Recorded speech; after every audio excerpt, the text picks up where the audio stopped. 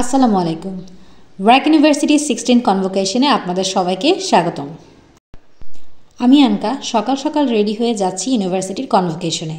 University কর্তৃপক্ষ কুড়িল বিশ্ব road থেকে আমাদেরকে ট্রান্সপোর্টেশনের ব্যবস্থা করে দিয়েছিল।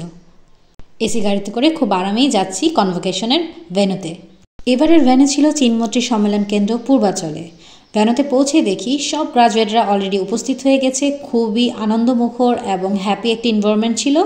এই যে সাত সকালে এত দূর থেকে যাচ্ছি, ইউনিভার্সিটি কর্তৃপক্ষ আমাদেরকে কিন্তু হতাশ করেনি, আমাদেরকে ব্রেকফাস্ট দিয়েছিল।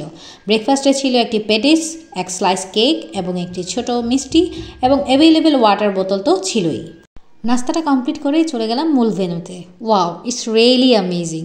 স্টেজটা দেখার পর আসলে মনটা এত ভালো হয়ে গেল, তাই দ্রুত খুঁজছিলাম আমার ফ্রেন্ডদেরকে কে কোথায় আছে।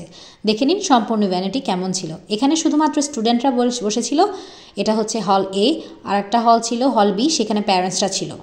আমাদের এই অনুষ্ঠানে প্রতিটি স্টুডেন্টদের সাথে 2 জন গেস্ট অ্যালাউ ছিল এবং তাদের সকালের নাস্তা এবং লাঞ্চের আয়োজন ছিল। এছাড়াও যত খুশি তত চা খেতে পারবেন এবং পানির ব্যবস্থা তো ছিলই।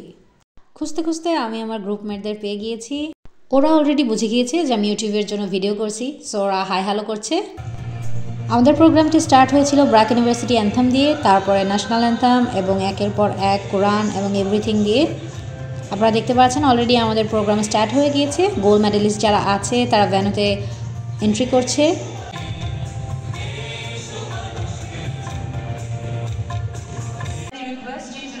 ন্যাশনাল অ্যান্থাম শুরু হয়ে যায় সবাই এন্ট্রি করার পরে, এবং তারপর আমাদের গ্রাজুয়েট ডিক্লারেশন দেওয়া হয়।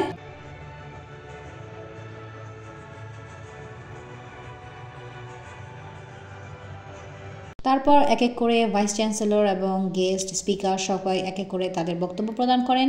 এসব শেষে আমরা চলে যাই সরাসরি লাঞ্চে।